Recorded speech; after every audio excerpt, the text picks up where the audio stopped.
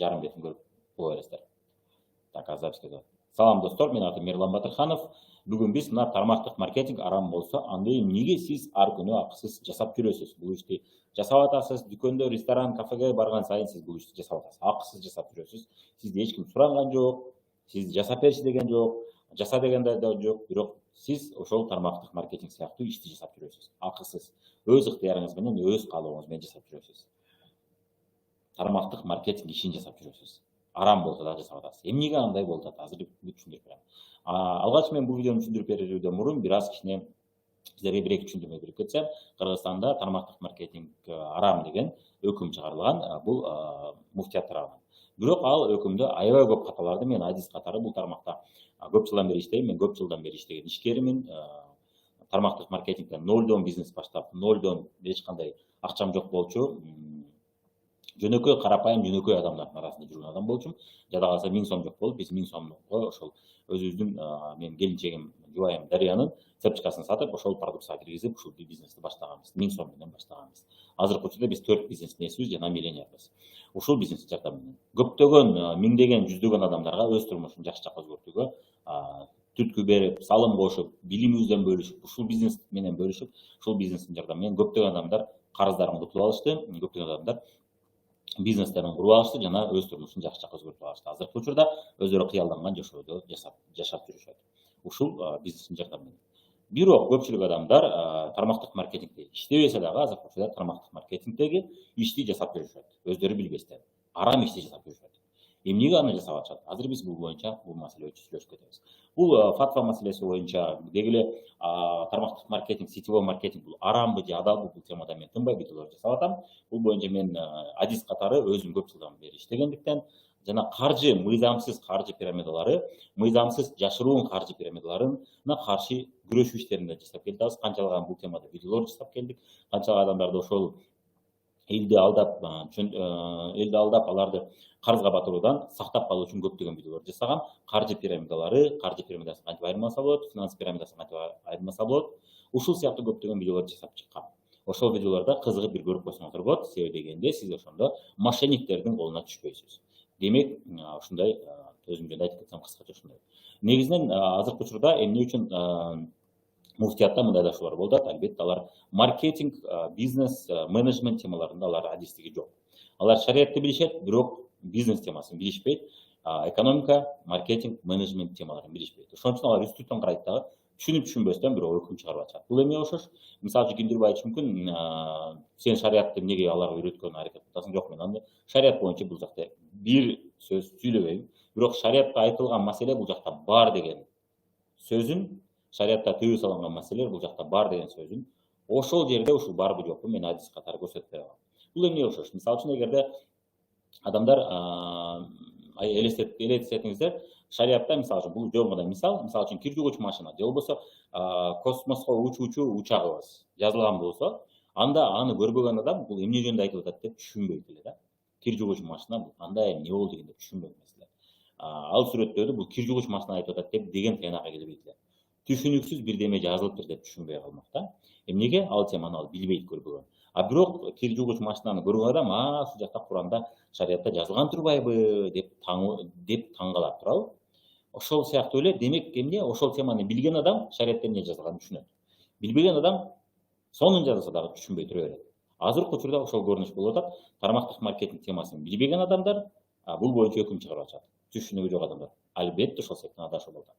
Ал биз көрүп кетели, Чубак Раматовда бир убакта 3-4 адамдан содасынан киреше түшсө, анда арам деген сөзүн айткан видеосу бар, көрсөңүздөр болот. Анан мен ошол бетме бет жолугушууда ошол нерсени көрсөтүп бергенде, сиздин сөзүңүзгө таянсак, 3 багытта бардык бизнестерде 3-4 адамдын содасынан киреше түшүп турат. Эгерде бул сөзгө таянсак, анда бардык бизнестер арам болуп турат. Өзгөчө элдер жакшы көргөн, элдин сүймөнчүлүгүнө ээ болгон бизнестердин баары тең арам болот. Анда бардык бизнестерде арам деген өкүм чыгарышыңыздар керек болот. Деп көрсөтүп бергенде, мен сизге бир гана багытын көрсөтүп берейин деп көрсөттүм дагы. Ушуга кандай карайсыз дегенде, андан кийин ойлонуп көргөндөн кийин силерге окшогон адистер биз менен талашыш керек. Бизде экономика, исламда экономика илимибиз азырынча жаш. Ошон үчүн силерге окшогон адистер талашып отуруп, анан биз дагы бул жөнүндө түшүнүгүбүз пайда болот. Анан бир чындык чыгарылат. Ошон үчүн талаш кылалы. Көпчүлүк сетевиктер кичине сүйлөшөт, анан кийин жооп берип койсоң жок болуп кетишет. Силер жок болбогула, силер аягына чыккыла, ошондо биз дагы жакшы билип калабыз деген да. Эмнеге дегенде мен анын катасын көрсөтүп бергенин түшүндү адашып аткан. Муфтияттагы алымдар, кеңештин мүчөлөрү булар баары пенделер. Алар өзүнүн шарият темасында өтө күчтүү. Бул боюнча Давлатов дагы айткан, Давлатов милениялердин бири, 5 маал намаз окуйт, исламды да тынбай изилдеген адамдардын бири. Шамил Элаудинов айткан, көпчүлүк арам деп чыгарган, тармактык маркетинг арам деп чыгарган, фатваны чыгаргандардын көпчүлүгү менин байкашымча, алар шариятты билишет, бирок экономика жагынан аксашат. Чындап мен карап көрсөм, көпчүлүгүндө ошондой экен. Сүйлөшүп көргөндө ошол нерсени байкадым. Эми ошол фатвага элдер ишенип макул болуп атат. Биз макул болбой атабыз. Эмнеге дегенде, бул теманы биз жакшы билебиз. Эми көрсөтүп берели, кайсы учурда сиз жөнөкөй адамдар, карапайым элдер ушул тармактык маркетингде жасаган ишти сиз дагы жасап атасыз. Бирок акысыз жасап атасыз. Арам ишти жасап атасыз. Эгерде биз ушул сөзгө таянсак, эгерде биз кээ бир алымдардын сөзүнө таянсак, анда сиз арам ишти жасап атасыз. Өзүңүз билбестен. Жана бардык бизнестер арам болуп калат. Азыр көрөлү. Жакын арада Муштубек Арстанбек дагы 2021 июлда тартыптыр. Эгерде ошолор караган көз караш менен биз карасак, анда жөнөкөй кадимки бизнестердин баары арам болуп калат деп ал дагы айтып атат. Бизнести билген адам. Шариатты албетте муфтиятчылык билбейт, алдар билбесе керек. Бирок ал бизнести билет. Бирок билген аракет кылат, көрүп жүрөбүз көптөгөн шариаттан көп мисалдарды, көп нерселерди келтирет. Мен эми ал билет, билбейт деп мен талдай албайм, муну албетте муфтийлер гана айта алат.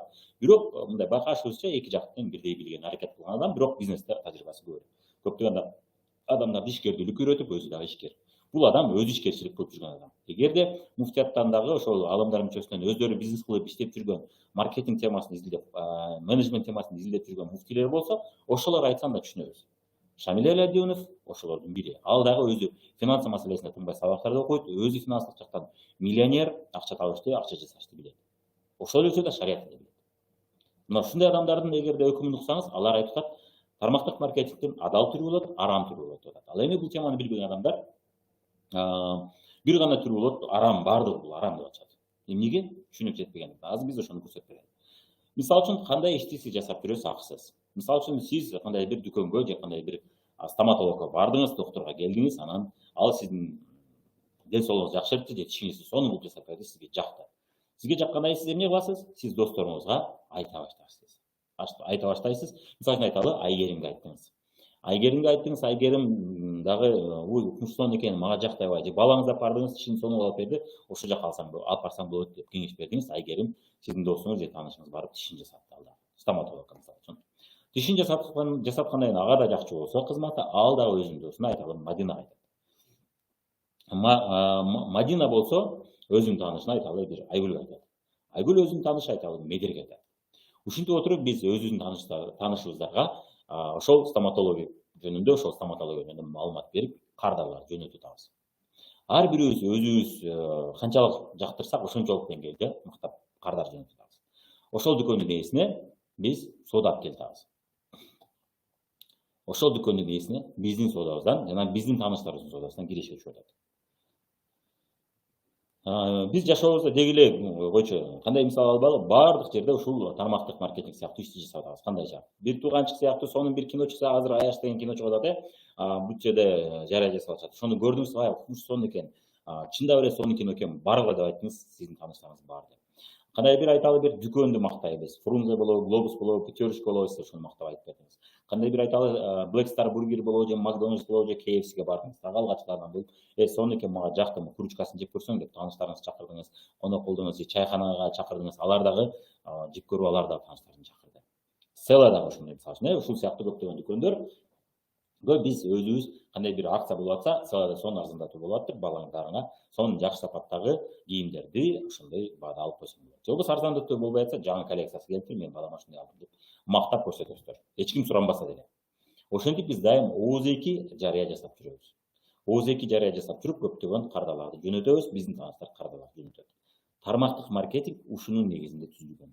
Адамдар ансыз деле ооз-эки жарыя жасашат экен, ошол жарыя жасаганына биз кызмат акысына төлөп берели дейт. Бирок жөнөкөй маркетинг, кадимки линейный маркетинг деп коет. Линейный маркетинг аны сиздин ордуңузга блогерлерди жалдайт. Сизге 1 жарым төлөбөйт, бирок сиз жасай бересиз.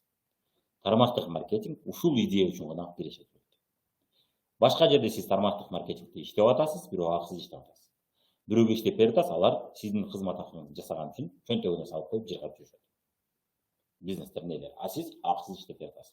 Болгону сиз албетте муну хобби катары мындай кошумча гана жасап коесуз, муну профессионалдык катары жасабайсыз. А тармактык маркетинг ошол ишти профессионал катары жасап үйрөнүңүз. Биз сизге үйрөнгөн бүт шарт берели, жана бизнес катары көрүңүз. Биз ошол бизнесиңиз үчүн киреше төлөйт атат. Ошол гана айырмасы. Бир жерде тармактык маркетинг ошол жасаган ишиңизге киреше төлөп атат, бир жерде жөнөкөй маркетинг сизге төлөп атат. Сиздин ордуңузга телевидение, журналисттерге, гезиттерге, журналдарга, радиого, ошондой эле блогер, ырчы атактуу адамдарга төлөп атат. Сиздин ордуңузга. А сиз акысыз бекер иштеп берип атасыз. Ушул гана. Ошон үчүн маркетингдин негизи эки түрү бар, линейный жана сарафанный радио деп коет.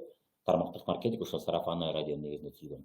И маркетинг илимин окусаңыз, ошол сарафанный радиону кетирип иштетишке максималдуу күчүңдү жумша дейт. Бул партизанский маркетинг деп коет. Партизан маркетингдин жолдорунун бир түрү. Башкача айтканда, бюджет рекламага көп акча кетирбей короткой туруп, өзүңдү реклама жасап алуунун жолу деп эсептелинет партизан маркетинг. И сарафанный радио ошонун бир куралдарынын бири. Тармактык маркетинг ошол сарафанный радионун негизинде түзүлгөн. Мисалы үчүн сиз азыркы учурда дүкөндөрдө самын, кир жугуч порошок, идиш жугуч каражаттар, шампуньдар, кремдер, чач боек, тиш паста, кашаларды, тузу жок, туздар, шоколад жана башкаларды алып атасыз. Кийим кечелерди алып атасыз, ошол дүкөндөрдөн. Алып атасыз дагы башкаларга реклама кылып айтып атасыз. Мен ушул жактан алдым деп айтып атасыз. Тааныштарыңыз, досторуңуз барып, ошол жакка барып соода кылып атышат. Биз ошол сыяктуу эле, ошондой эле бааларда, ошол сыяктуу эле дүкөн менен иштешебиз. Интернет дүкөн. Ошол мен айткан продукциялардын баары сатылат ал жерде. Товардын 3000ге жакын түрү бар. Кыргызстан болсо, бул Россия, Казакстанда көрүп аткан болсоңуз, анда 6000ге жакын түрү бар. Көптөгөн батыш өлкөлөрүндө да бул жакшы сатылып атат. Түркияда эми ачылып жаңы сатыла баштады. Европада, Италияда, АКШда жана башкаларда жакшы. АКШда да жаңы ачылды, бирок Европанын көптөгөн мамлекеттеринде укмуштуу сатылып атат. Азыр биз угуп атабыз. Аябай бат мөнөтүнүн ичинде көптөгөн адамдар чоң соодаларды жасап, чоң оборотторду, чоң товардын кыймылын жасап, жакшы жетишкендиктерге жетип атышат. Эмнеге? Эмнеге товары сапаттуу, бирок баасы өтө жеткиликтүү, арзан деңгээлде. Көпчүлүгү продукциясын Россиядан чыгат. Биз ошол продукцияны элге ушундай интернет дүкөндөн алсаңыз болот. Фосфат жок. Мисалы үчүн сиз буга чейин уктуңуз бадыңыз беле, сиз алып аткан порошоктордун дээрлик 99% бул фосфаттуу порошоктор. Эми сизге суроо. Фосфаттуу порошоктор батыш өлкөлөрүндө, АКШда, Японияда, өнүккөн мамлекеттерде тыюу салынган. Эмне себептен тыюу салынган деп ойлойсуз? Кандай деп ойлойсуз? Жазыңыздар, эмне себептен тыюу салынган? Фосфаттуу порошоктор тыюу салынган. Бирок сиз алып аткан порошоктордун дээрлик 99% бул фосфаттуу порошоктор. Фосфаты жок порошоктор дүкөндөрдө сатылбайт азыркы учурда. Алар чет өлкөдө тыюу салынган, бирок бизде тыюу салынган эмес. Кандай деп ойлойсуз? Эмне үчүн алар батышта тыюу салынган?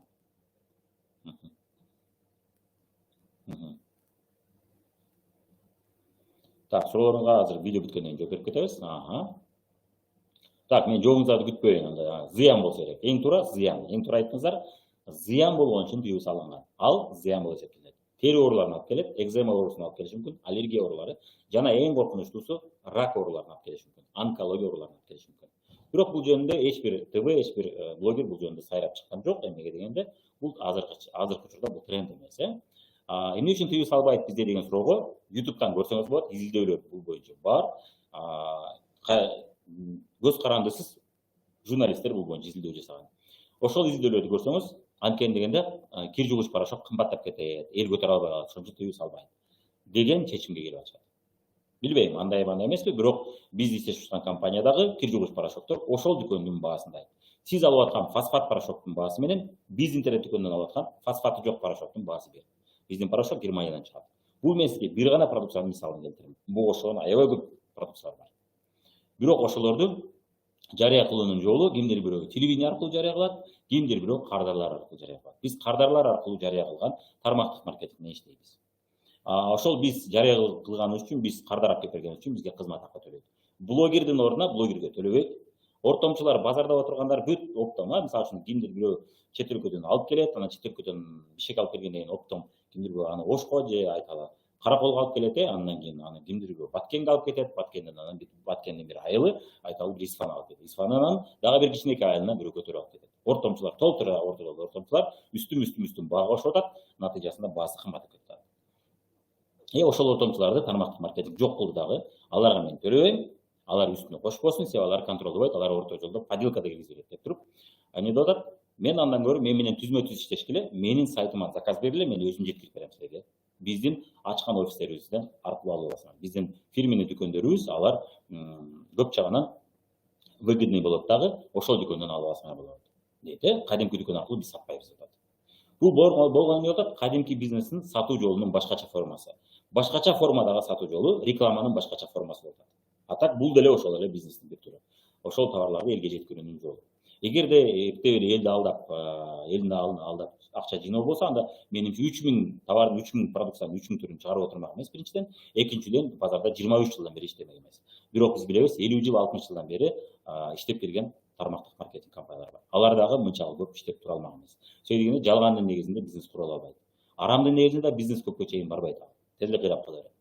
Ошон үчүн арам бизнес менен алек болбош керек. Адал менен алек болуш керек. Эмне үчүн бул? Ошончо жылдан бери базарда иштеп келатат. Анткени дегенде элдерге пайдалуу продукцияны жеткиликтүү баада берип атышат. Биринчиден, экинчиден эл мындан пайда көрүп атышат. Арзаныраак алып калып, ошо алган үчүн белек алып жана башка. Эмнеге дегенде ортомчулардын баарын жок кылды да, ошонун ордуна мен кардарга берем, ошол мүмкүнчүлүктөрдү деп атат. Экономдуу жана кардар үчүн пайдалуу жол болсун деп атат. Кардарлар өз үчүн алып атып, белектерди алып атышат. Бизде шак белектер деген нерсе бар. Кардар соода кылып отуруп өзүнө белек алса болот. Жана кардар кааласа өзүнө нолдон бизге окшоп бизнес баштап, турмушту өзгөртүп алса болот деп. Жөнөкөй адам. Базарга чыгып бизнес башташ үчүн чоң акча керек болуп атат, а бул жака башташ үчүн нолдон баштаса болот деп атат. Ошондо карапайым жөнөкөй эл үчүн сону мүмкүнчүлүк берип атат. Силер ансыз деле жарыя жасап жүрүпсүңөр. Ансыз деле иштеп берип атсыңар бирлөргө. Үзүрүн башка бирлөр көрүп атыптыр. Кегиле, үзүрүн эми силер көргүлө.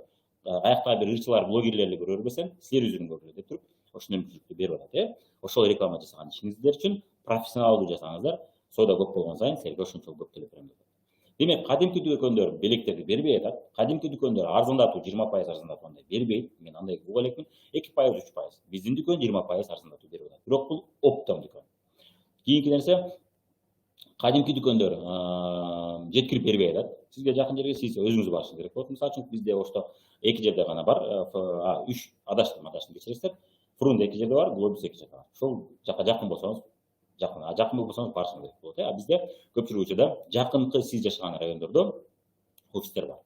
Бул дагы ыңгайлуу, өзгөчө көп чоңураак шаарлар. Ал эми Москва сыяктуу чоң шаарларда болсо, Постамат жана башка көп жерден алса болот. Ыңгайлаштырып, көп жерлерге жеткирип бергенде жакын кылып атышат. Ал эми Түркияда болсо, үйүнө чейин, Европада үйүнө чейин жеткирип берет. Мына үйүнө жеткирип берүү бар. Бул интернет дүкөн болот. Кадимки дүкөндөр сиз кадимки дүкөндөрдөн профессионалдуу кеңеш консультация ала албайсыз көпчүлүк учурда. Биздин бизнесте, биздин интернет дүкөндө сиз профессионалдуу кеңеш ала аласыз. Анткени дегенде бул тармакта көп жыл иштегендер иштешет. Кийинки момент, албетте, кадимки дүкөндөр сиз 1000 жолу ал жака кардарап бассаңыз да, сизге белек дагы бербейт, арзандатуу да бербейт, ошол жасаган ишиңиз үчүн киреше да төлөбөйт. Бизнес да кыла албайсыз алар менен. 1000 сомдук продукцияны сиз жок деген айта албайсыз. 100 жолу, 1000 жолу алсаңыз да, сиз ал компания менен, ал дүкөн менен, Фрунзе Глобус менен сиз бизнес баштай албайсыз. Биз иштешип аткан интернет дүкөн менен сиз бизнес баштай аласыз. Жана алар сизге кантип бизнес кылышты, кантип жасашты үйрөтпөйт. А биз үйрөтөбүз. Эми ошол көп жагынан окшоштук жактары болуп атат, айырмаларын көрсөтүп бердим. Бирок сиз бул тармакта акысыз жасап атканыңызды муфтият билбейт окшойт. Ошону билбей туруп анан кийин арам деп атат. Сиз так эле жасайт экен, сого муну бекер жасап жүрүпсүз, ошол ишиңиз арам экен деп атат. Эгерде биз ошол ишиңиз арам экен деп атат, эми сиз мындан кийин бир дагы дүкөндү мактабашыңыз керек. Сиз арам болуп калат. Эмнеге дегенде сиздин мактаганыңыз үчүн жогоруда ошол дүкөндүн ээси пайда көрүп атат. Ал реклама жасабай атат, сиз жасап атасыз. Ал реклама тармагында иштебей атат, бирок сиз иштеп атасыз. Ошого акча чыгып атат. Демек, ага арам акча түшпөс үчүн сиз бир дагы дүкөндү, бир дагы кафени, бир дагы ресторанды мактабашыңыз керек. Кинону да мактабашыңыз керек. Только жамандашыңыз керек. Ошондо адал болуп калат. Ушул логикага барып атат да. Азыркы учурда муфтияттын айткан сөзү ушуга барып атат. 300-400 адамдан киреше түшүп калат экен, ошон үчүн арам экен. Анда мен мындай мактабашым керек экен. Досторума да мактабагыла айтышым керек экен деген сөзгө такат. Ушундай глупый көрүнүш болот да, көрдүңүздөр. Эмнеге мен муну көрсөтүп бере алам? Эмнеге мен бул тармакты жакшы билем, алар билбейт. Ошон үчүн алар өздөрү эмне деп атканын өздөрү жакшы түшүнөт. Бирок ал жерде сүткөрлүк бар деп атат. Анда бардык бизнесте сүткөрлүк бар. Эмнеге? Эмнеге дегенде ал дүкөнүн ачып койду, иштетип койду. Ал иштеди. Аны раскрутка кылыш үчүн бул мээнет иш. бул жөн деп ойлобойт. Менин 4 бизнесим бар, канча 15 чакты бизнес бар. Бизнес жөн өзүнөн өзү болуп калбайт. Өтө көп мээнетти талап кылат. Тобокел жагы бар, мээнети бар. Кандайдыр бир убакыт ичинде акысыз бекер иштейсиң. Анан кийин гана пайдага чыгып, анан үзүрүн көрө баштайсың. Бирок ошол дүкөндүн же кафенин же стоматологиянын же кинонун ээси реклама тармагында бир адам келиш үчүн иштеди. Калган 3 адам келиш үчүн же 4 адам же 5 адам же 10 адам келиш үчүн ал иштеген жок. Сиз иштедиңиз. Сиз акысыз бекер иштеп берип атасыз. Бирок үзүрүн ошол адам көрүп атат жана блогерлерге апарып берип атат. Ошондо мындай караганда карасак, карапайым жөнөкөй кардарлар иштеп берип атат. Жогоруда бирөөлөр үзүрүн пайдасын көрүп атат. Бизнестин ээси катары. Тармактык маркетинг айтып атат, биз өзүбүз эле үзүрүн көрө бербестен эл менен бөлүшөлү, ошо кардарлар биздин продукцияны мактап атат экен, мен ошол үчүн келише берейин деп. Ошондо бөлүшпөй чөнтөгүнө салып, сиздер келишиңиздер үчүн жанагы биз айттык, Айгерим чакырды, Айгүл келиш үчүн жана башкалар келиш үчүн мээнет кылбаган блогерлерге апарып берип коет. Блогер реклама кылгандан ал канча соода болот, белгисиз, эч ким аны эсептей албайт. И блогер сиздин продукция боюнча сурооңузга жооп бербейт дагы, а кардар жооп берет. Мен мындай алдым, анан мындай проблема болду, мен чечтим, мындай алдым, мындай алдым деп. Анан проблеманы чече албай атсам, ошол номери мына ошол жака кайрылсаң болот деп айтат. Сиз блогерге караганда жакшыраак кеңеш консультация берип атасыз. Сизге бербей атат дагы, блогер берип коет. Ушуну адал деп атат. Жок, мен кардарлар өздөрү жакшы билет, продукциямда жакшы көргөн продукциясын мактап атат. Мен ошолорго берем десе, жок, анда бул арам болот. Эмнеге мындай таң калыштуу, күлкүлүү, глупый, акылга сыйбаган көрүнүш болуп атат. Сабатсыздыктан. Бул темада алардын бул темада билими жетишсиз болуп атат. Ошол себептен, эми көрөлү. Бир убактарда базарда соода кылуу бул уят болчу, адамдар уялчу. Чай коючу экен. Бул кошуп сатат экен, бул алдайт экен элди деген ой жүгүртүү болгон. Артта калган ой жүгүртүү болгон бизде. Соодагерлерди жаман көрүшкөн. Эмнеге союз маалында биздин баарыбыздын оюбузду чайкоочулук деп бизнеске каршы кылып, бизнес жасоо бул уят, бул бизнес жасагандарды, ишкерлерди түрмөгө тургузган. Мына, көрдүңүз, спекуляция деп, спекулянт деп жаман көрсөтүп койгон. Мебизге сиңирип койгончу биз ошол фанат болуп алганбыз дагы, сооданы биз жаман көрүп уялганбыз. Тааныштар, достор көрүп калса базарда турган бекине качкандар болгон ошол мезгилде. Биз дагы тааныштарды базарда соода кылса, мындай уят иш кылып атат дегенде болот. Эмнеге бизге дагы ата-эне ошол тарбияны берген. Ошол көз караш акыры жеңилдиби? Жеңилди. Азыр эми уялгандар барбы? Жок, уялбайт эч ким. Бул нормалдуу, бул бизнес соода бул сүннөт деп коет, мына ошого көндүк. Эмнеге? Түшүнүк аң сезимибиз өстү. Азыркы учурда тармактык маркетингде дагы муфтияттын түшүнүгү ушул деңгээлде турат. Элдин дагы түшүнүгү ушул деңгээлде турат. Анан эгерде сиз ошол түшүнүккө баш ийип арам экен десеңиз, анда өзүңүз билесиз. Бирок мен ал түшүнүктөн жогору турам. Бизнес, маркетинг, менеджмент темасында. Шариат темасында мен андай эмесмин. Шариат темасында мен мен новичокмун, мен үйрөнүп аткандамын. Ошон үчүн мен шариат теманы айтып аткан жокмун. Мен бизнес, маркетинг темасында мен сизге көрсөтүп бердим. Мындай фактыларды аябай көп көрсөтүп бергенмен, фатва номер 5-ти талкууда көрсөтүп бергем. Мындай фактыларды бизнес боюнча аябай көп нерселерди көрсөтүп бердим. Адашуулар өтө көп. Муфтияттынча фатва номер 5-те тармактык маркетинг баардык түрү арам деген фатвада адашуулар аябай көп. Эмнеге? Мен айткан азыркы мисал деңгээлинде турушат. Соодагерлик, чайкоочулук бул уят деген көз карашта турушат. Ошол сыяктуу түшүнүк, эмнеге түшүнүгү жок болуп атат. Ошон үчүн негизинен шариат жагынан жакшы билген адам болсо, экономика, бизнес, маркетинг, менеджмент темасында жакшы билген адис болсо, ошол эки жактан билген адам анан бир өкүм чыгарса, ошондо чындык келип чыгат. Азырынча андай болбой атат. Азырынча шариатты билип атат, бирок экономика, бизнес, маркетинг, менеджмент темасын жакшы билишпей атат. Өзгөчө тармактык маркетинг жакшы билишпей атат. Бирок ушулардын баарын билгенде, маркетинг темасын жакшы билгенде, тармактык маркетинг бул ошонун маркетингин бир түрү экен деп түшүнүшөт эле. Бул кандай экен деп дагы жакшыраак түшүнмөк. Жок дегенде бизге ошон адистер менен биз Чубак Рахматуллов менен сүйлөшкөндө, бир диалогко келишсе, анда алар жок дегенде бир аз көбүрөөк түшүнүк пайда болмок алат. Бирок ошол сөздөн дагы мен канчасы менен жолугуп көрүп атам, качып атышат.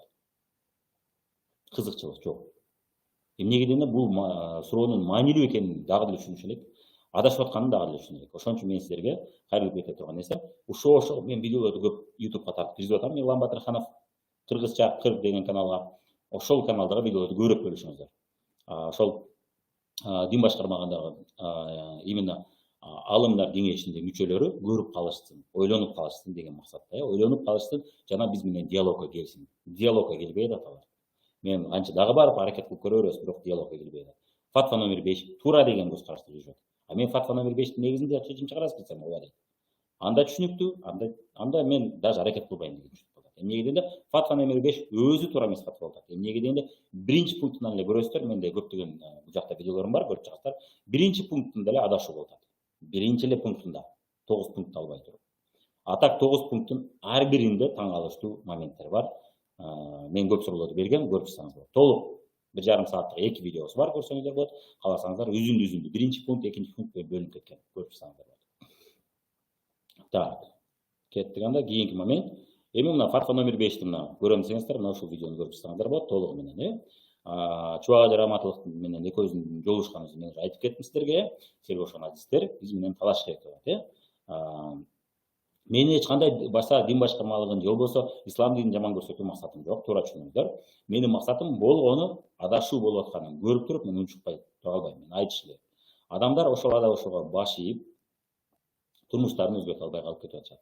Мен дагы бир дин башкармалыгында дагы бир адис менен, мен адисмин деп айтып билбейм. Чубак Ажы Раматовго ушундай деп айтып десем, мен эстедим, бирок адамдардын сөзүнө ишенбей, документке гана ишенин деди. Ал жөн гана сөз, ал анын ою деди да. Ошол мен адисмин деген адам менен жолугуштум, ал ТВга да чыгып өз пикирин айткан. Аябай көп каталарды көргөм ал жерде дагы. Адисмин деп айтты. Ошол эмнеге арам, мен кат жөнөттүм эле, сиз окудуңузбу десем, бул себептен арам деди. Ага жооп бердим. Бул башка бизнесте дагы бар. Анда ошол бизнести арам деп коюңуздар десем, теманы бурду, башка жака өттү. Дагы мындай деп ар нерсени айтып аттым, мен жооп берип кетип аттым. Башка бизнесте мисал келтирип айтып аттым. Сиз айткан көрүнүш бардык бизнесте бар. Анда балким бардык бизнести арам деп коесуздар десем, шат теманы буруп атты да. Эмнеге? Билими жетишсиз, жеңилгенин мойнуна ала албай качып кетип атты да. Анан акырында сен кадимки эле бизнес ачып албайсың деди. Көрдү да мен бул теманы жакшы билгенмин. Кадимки бизнести ачыш үчүн мен бизнес баштаганда мүмкүнчүлүгүм болгон эмес биринчиден. Экинчиден кредит алганда мүмкүнчүлүгүм, менде залог кое турган буюмум болгон эмес. Мен карапайым жөнөкөй адам. Үчүнчүдөн бизнести кимден үйрөнүшкө мен билген эмесмин. Мен билген бизнестер бул павильон ачуу, базар ачуу. Алардын өзүм үчүн келечегин перспективасын мен көрө алган эмесмин ошол мезгилде. Азыркы мен түшүнүп атам, анда мен акырын башка текшке өтүп кетсем болмок экен, ал биринчи менин сабагым болмок экен деп азыр түшүнүп атам, мен билимим бар туруп, бул темада. Бирок ошол мезгилде мен көргөн эмесмин. Анан нолдон бизнес баштоо үчүн менде башка мүмкүнчүлүк болгон эмес. Тармактык маркетинг мага ошондой мүмкүнчүлүктү берди. Мен нолдон бизнес баштап, жубайым экөөбүз өстүк, чоңойдук, жакшы деңгээлге чыктык, анан башка бизнестерди ача баштадык. Акчалуу болуп. Ага чейин акчалуу болгон эмеспиз. Эгерде биз тармактык маркетинг болбогондо, балким биз бирөөнүн колунда өмүр бою иштеп жүрүп өтмөк элек. Мына көрдүңүз, эми тармактык маркетинг мага ошондой мүмкүнчүлүктү берип атат. И мага эле эмес, ошол бизнесте канчалаган адамдарга биз жайылтып отуруп, канчалаган адамдар карыздарынан кутулуп, турмуш шартын өзгөртүп, үй бүлөлүк бюджетке салым кошуп, үйдө декретте отуруп, телефонго карап иштеп отуруп, ийгиликтерге жетип атышат. Чет өлкөгө биринчи жолу апаларын, эжелерин, агаларын, күйөөлөрүн алып, балдарын алып чыгып атышат.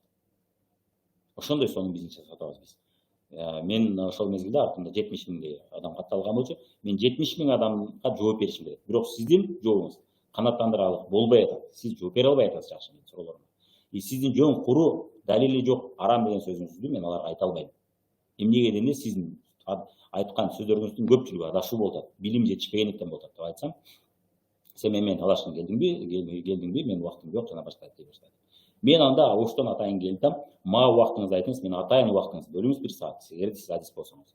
1 саат, 2 саат сиз менен чай ичип болсо да отуруп сүйлөшөлү. Мен атайын келем оштон. Десем мен билбейм, мындай дей баштады. Анда сиз сүйлөшпөсөңүз, мен жетекчиңизге чыгайын. Мен анда жетекчиңиз менен сүйлөшөйүн десем, ал дагы аз бошобойт, даватка чыгат. Макул, даватка чыгып келгенден кийин мен келем. Мага номерин бериңиз, мен өзүм менен сүйлөшүп келишим. Атайын оштон ушул боюнча, маселе боюнча келем десем, жооп бербей койду. Көрдүңүздөр, ушуга окшогон маселелер болуп атат да. Дин башкарганда мен барсам, ушул адамга жолук деди. Жолуккан адам ушундай болуп атат.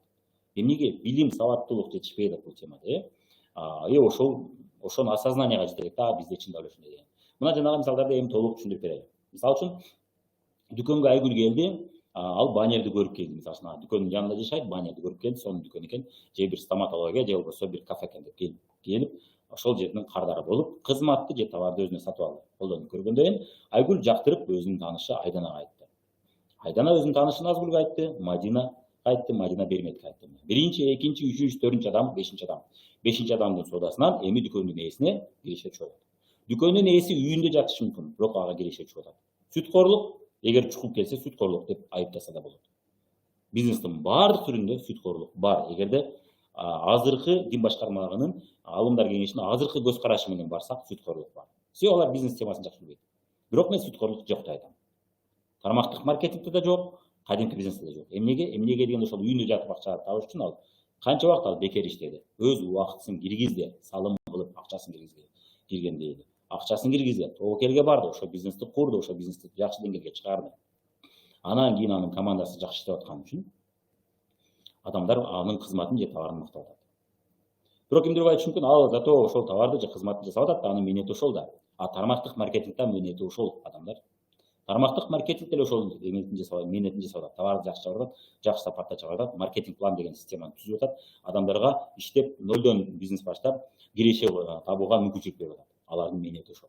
Ал эми ага келген адамдар бири-бирин чакыргандар мээнети эмне? Мээнетин көрсөңүздөр аябай көп. Биринчиден кечке презентация өтөсүң, сабак өтөсүң, түшүндүрөсүң, анан жаңы келген адам өзүнө ишенбей, уялат, ошолордун баарын жеңген иштейт. Ал акысыз тренер, ал кечке иштейт, акысыз.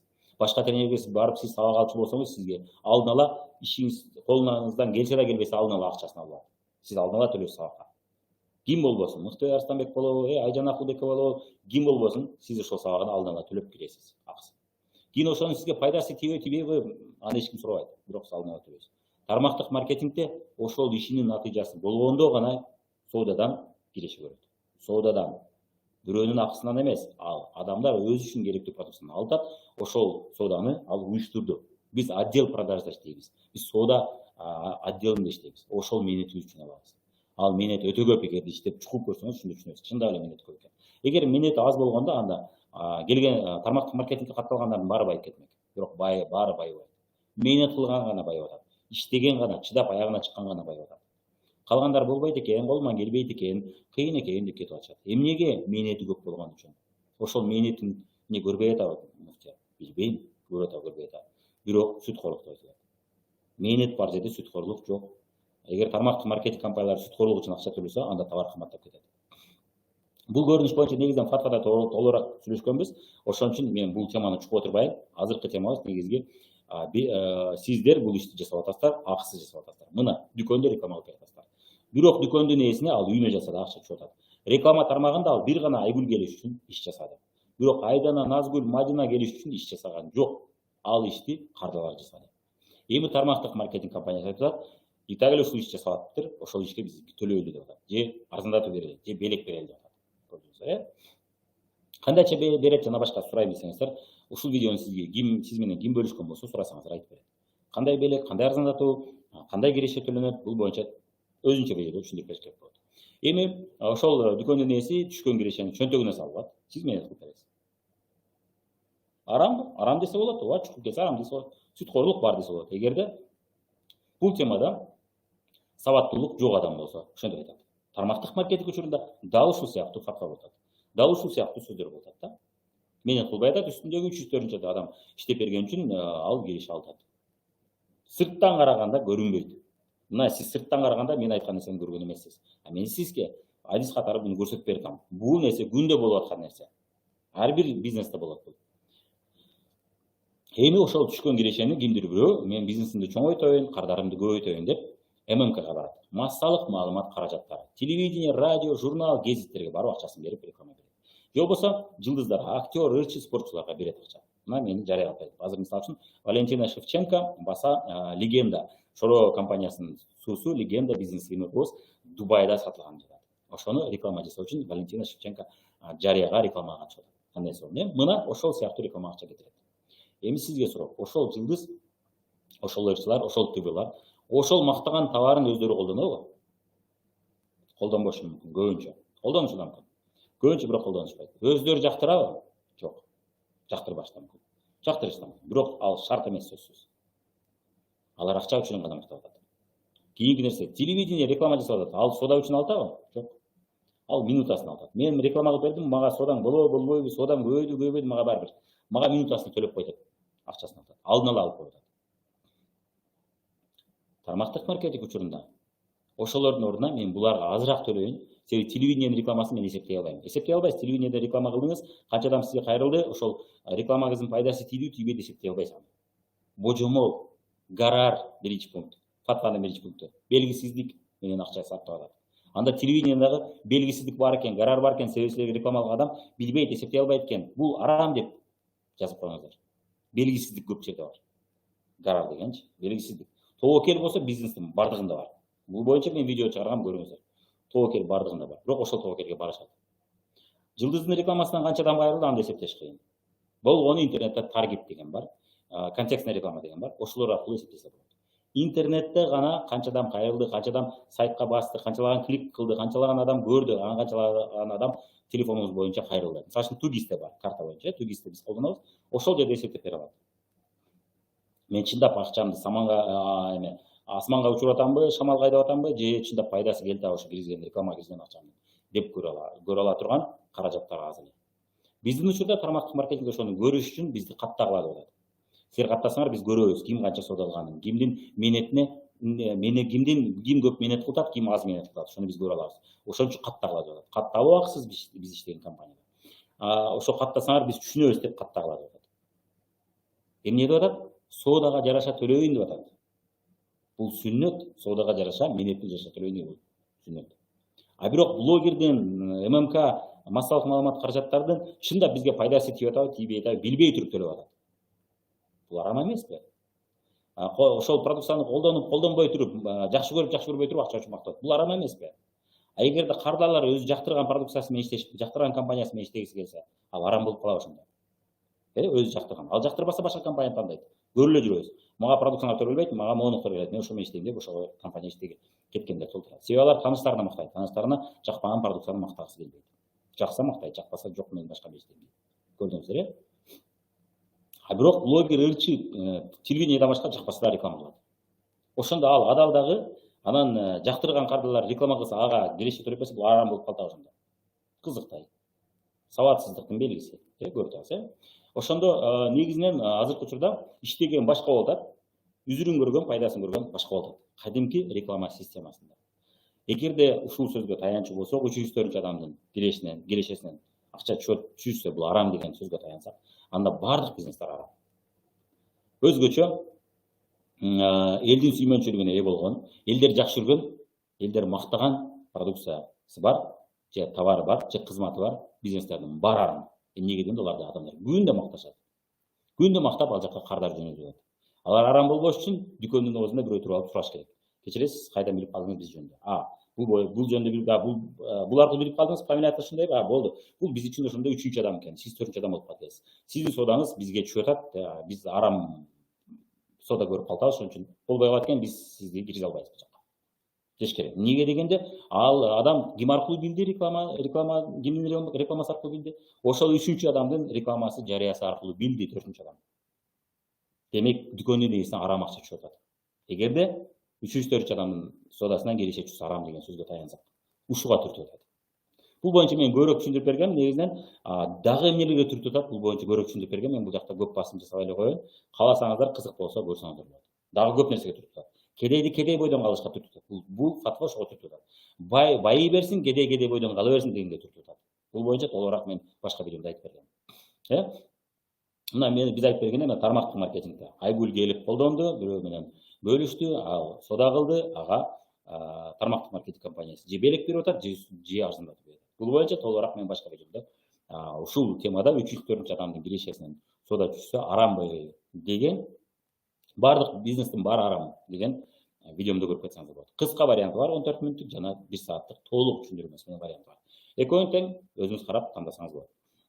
Мына мисалды көрүп атасыздар, Айдана, Назгүл, Мадина, Бермет соода кылган үчүн тармактык маркетинг компанияга келеше түштү, аны чөнтөгүнө салып унчукпай койбостон бөлүшүп атат. Телевидение жылдыздарга азыраак рекламага киргизели, көбүрөөк ушул кардарлар аркылуу жарыя жасайлы. Анан кардарлардын ишин уюштурган лидерлерге төлөйлү. Себеби алар эң көп менет кылган ошолор. Ошолорго төлөйлү, аларга биз айлык эмес, аларга биз соодага жараша, ким сооданы көп жасаса ошого көп төлөйбүз. Ким жогоруда турса да бирок соодасы аз болсо, анын астындагы кийин келген адамдын соодасы көп болсо, ошого көп төлөйлү деген план менен төлөп атышат. Анан муну муфтият түшүнбөй арам деп коет. Эмнеге? Сабатсыздык. Бул темада билим жок. Ошон үчүн Чубажыр Араматов туура айткан экен. Бул темада, бул азыр жаш, бул өнүгүп келаткан илим. Ошон үчүн талашка. Ошон үчүн мен талашып атам. Сиздерге далилдерди көрсөтүп бердим.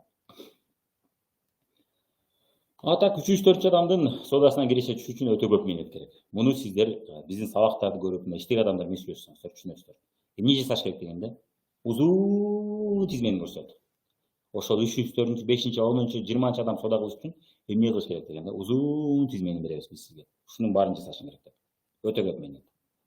Жөнүндөн түшүп аткан жок. Бирок тренерден айырмаланып, тренер сиздин бизнесиңиз алдыга кетсе дагы, кетпесе дагы акчаңызды алдын ала алды. А биз сизди сабак үйрөтүп, сиздин ишиңизди жакшы деңгээлге чыгаргандан кийин гана ошол сиздин карлаганыңыз содасынан биз пайда көрөбүз. Биз инвестор сыяктуубуз. Биз кафени раскрутка алган ишкер катарбыз. Кафени раскрутка алган адам ошол кафеге кийин 2 жылдан 3 жылдан кийин кардарлар көп келип, пайда киреши жакшы болуп атканда ошондо гана ал пайда көрүп алат. Ага чейин ал киргизген акчасын чыгарат. Биз дагы ошол сыяктуу мээнетибиздин жүрүн көп убакыт иштеп анан көрөбүз. Бизнестин баары ушундай. Негизинен чоң бизнестердин баары ушундай, системалаштырылган бизнестин баары ушундай. Кийин сиз келечекте мурункудай иштебей калсаңыз да киреше түшүп турчу бир нерсе курасыз. Актив деп коет аны. Бизнесте актив. Актив курасыз. Ушул активди курганда анан ошол бизнесиңиз сизге иштеп берет. Бизде дагы ошондой эле нерсе курабыз. Бирок аны куруу үчүн кимдир жарым жыл бекер иштейт. Акысыз. Кимдир 3 ай акысыз иштейт. Кимдир 1 жыл пайда көрбөй. Кимдир 1 жыл бою арзыбаган кичинекей кирешеге иштейт. Эмнеге дегенде көп нерсе үйрөтүш керек болот ошол иштеген адамдарды. Мээнети көп болгон үчүн баары чыдабайт. Мээнети көп болгон үчүн мен жасап көрдүм, болмон келбейт дегендер көп. Көрдүңүз. Так, негизинен мына болду кыскача айта турган нерсе. Эми мына кыскача бизнестин баардык түрү арам деген видеобузду көрүп чыгыңыз. Эгерде сиз 3-4 адамдын кирешесинен пайда түшсө, содасынан киреше түшсө, анда бул арам деген сөзгө жооп алам десеңиздер. Ушунун толук варианты да бар. Анан фатва номер 5ке жооп. Муну да толугу менен кааласаңыз көрүп чыксаңыз болот. Ошол негизинен кыскача айтканда ушул, сиз дайым бул тармактык маркетингдеги ишти акысыз жасап жүрөсүз. Болгону кимдир бирөө рекламаңызга рахмат деп дагы айтпай чөнтөгүнө салып коюп атат, а тармактык маркетинг сиз менен бөлүшөйүн деп атат. Ошол нерсени муфтият арам деп коюп атат. А чөнтөгүнө унчукпай салып койгондо адал деп атат. Ушуну эске алып жүрүңүз. Тармактык маркетинг арам дештен мурун ушуну бир эске алып коюңуз. Мен сизге бир гана момент көрсөтүп бердим. Бошо моменттерди көрсөтсөм, аябай көп моменттерди көрөсүздөр. Таң каласыздар. Чындап ушунчалык адаштыбы деп таң каласыздар. Ошону эгерде сизге кызык болсо, биздин албетте мына фатва номер 5ке жооп видеосу толугу менен көрүп чыксаңыз болот. Же болбосо бөлүк подтемаларга бөлүнгөн кыска 15, 20, 25 мүнөттүк видеолорду көрүп чыксаңыз болот. Анда эмесе көңүл бурганыңыздар үчүн рахмат. Сиздер менен Эрлан Батырханов болду. Бул видеону мүмкүн болушунча көбүрөөк ушул темада иштеген, же болбосо ушул темага кызыгып көрүп, арамгы деген адамдарга жөнөтүңүздөр. Ошондо акыр аягы алымдар кеңешине бул видео дагы барып жеткенден кийин ойлонуп калышат. Чындап эле бул айтып аткан нерсе чындыкпы же чындык эмеспи деп жок деген изилдеп көрүшөт. Өздөрүнүн адашып атабы, адашпай атабы текшерип коюшат. Текшергенде мен ойлойм адашканын көрүшөт. Же болбосо диалогко чакырат, талашалы дейт, анан талашабыз. Талашканда чындык чыгарылат.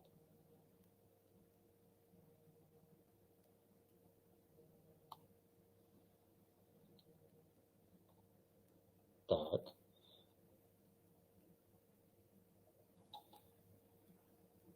Мхм.